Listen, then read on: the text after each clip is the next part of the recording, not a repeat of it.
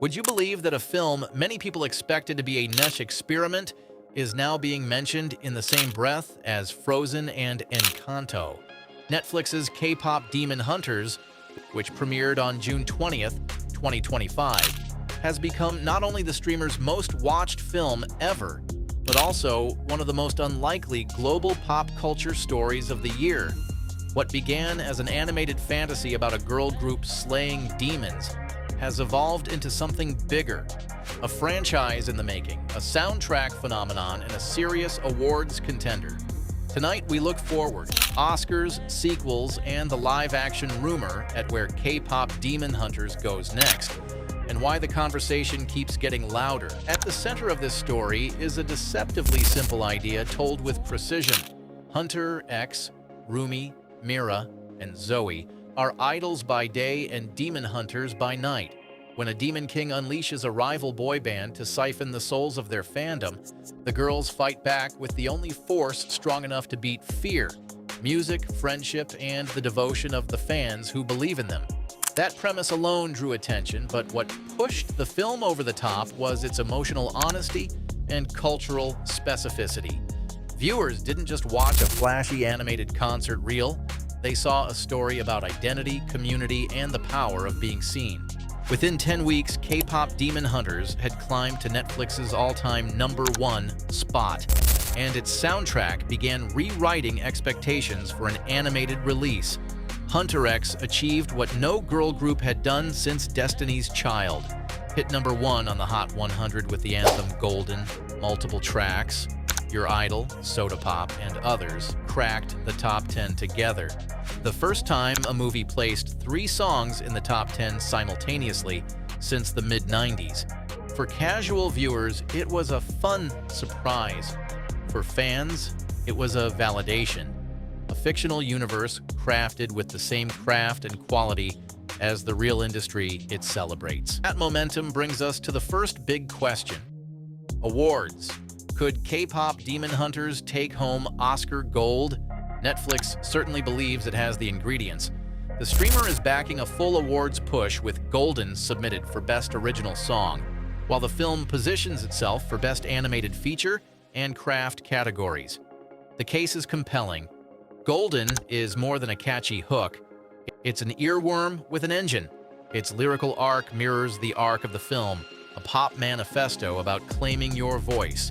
Add to that the soundtrack's unprecedented dominance and the film's global reach, and you have the rare alignment the Academy notices: critical buzz, cultural relevance, and undeniable audience love. Netflix has chased an animated win for years. With this title, they finally have a credible shot. Awards attention thrives on narrative, and this movie's story outside the screen is strong. Step 1, surprise hit. Step 2, sustained visibility. Months in the global top 10, non-stop social chatter, cosplay, and fan edits at scale, and a successful sing-along theatrical event that turned movie theaters into K-pop mini arenas. Step 3, the can they go all the way phase, where fans and trades alike watch to see if momentum survives the long runway to the Academy's ballot. If the music keeps charting and the conversation stays loud into winter, K-pop Demon Hunters will walk into nomination morning as more than a dark horse. But awards are only part of the future. The second big chapter is expansion.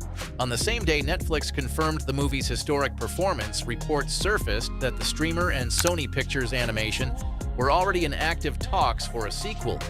Nothing is officially dated, but insiders describe the franchise planning in unmistakable terms. Think multi-installment arc, not one and done.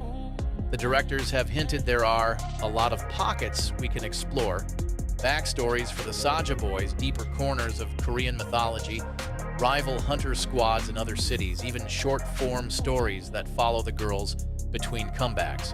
Translation, a real universe is being mapped out, and it's designed to support both feature sequels and bite-sized content that keeps the fandom engaged between films.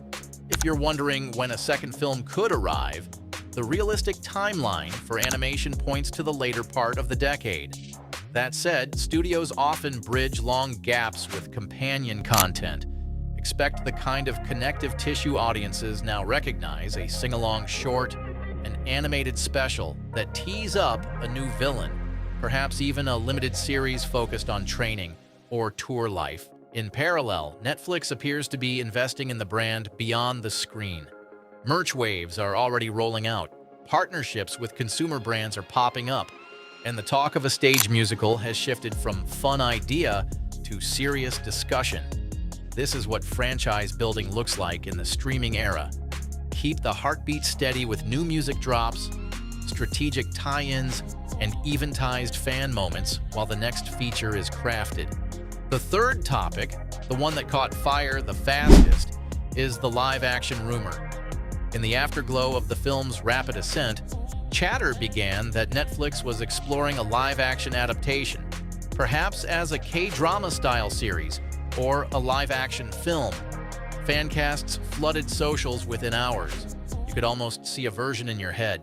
Seoul at golden hour, stadium crowds, wirework demon battles, idols and embellished hanbok on a real stage. And yet, as quickly as excitement grew, pushback followed. Fans worried the specific magic of the animation, its rhythm, its bold design choices, its ability to stage fights like music videos would be hard to preserve in a live-action frame. Within days, reports clarified that live action is not currently in discussion, with focus returning to the animated roadmap. If history is any guide, that door isn't locked forever. It's simply not the next door they plan to open. For now, the decisive move is to double down on what made this a phenomenon in the first place. Why did this movie leap from sleeper to juggernaut so quickly? Partly because it speaks two fluent languages at once. On one side, it's a muscular piece of mainstream animation. Clean arcs, big spectacle, memorable songs. On the other, it's culturally specific, in a way that invites you closer the more you recognize folklore symbols tucked into frames, performance language borrowed from real idol stages, industry beats that feel lived in rather than guessed. That dual fluency created an unusually wide halo. Kids watch for the color and the hooks. Teens and 20-somethings watch for the references and the feels.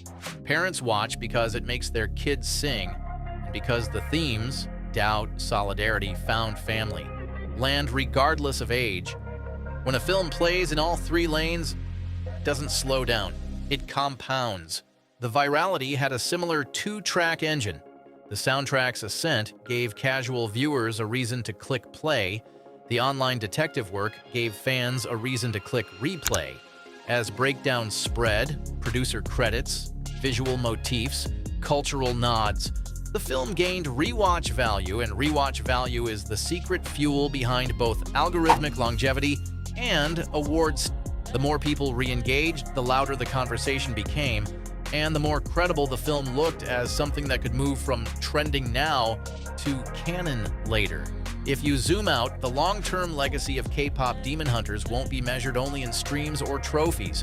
It will be measured in the doors it opens. The film proved that K-pop and Korean storytelling can anchor a globally dominant animated title without sanding off its specificity. It proved that a fictional idol group can feel emotionally real enough to carry a soundtrack in the real charts, and that audiences are hungry for stories that blend pop spectacle with mythic stakes. It also gave studios a blueprint for how to seed a franchise, invest in songs that can live outside the film, cultivate fan participation, and build a world with enough nooks and crannies to explore for years. So what comes next? In the near term, watch the awards season calendar. If Golden keeps its grip on radio and playlists, and if the film maintains its cultural footprint, you'll see it on the shortlist for song and likely in the final lineup for animated feature. Watch for a short-form drop, a sing-along, a holiday-timed special, a teaser for a new antagonist that buys time while the sequel pipeline warms up. Watch the consumer side. New merchandise waves, global pop-up events, maybe even an interactive fan experience built around the music. And keep one eye on the live-action conversation. If the creative team can solve the style problem, how to keep the music video momentum and design punch in a photographed world, the clamor to see Hunter X in a K-drama frame will return.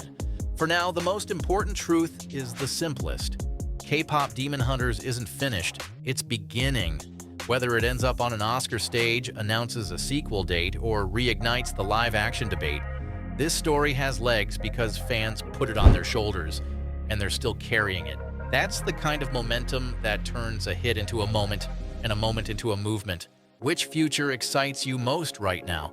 The chance of Oscar gold for Golden, the promise of a sequel that dives deeper into this world, or the possibility of a live-action reimagining that brings these characters to life on real stages? Tell us in the comments which path you're rooting for and what you'd change if you could steer the next chapter. If you want the fastest deep dives on K-pop and K-drama moments that matter, join us here at Hallyu Orbit so you never miss the next chapter.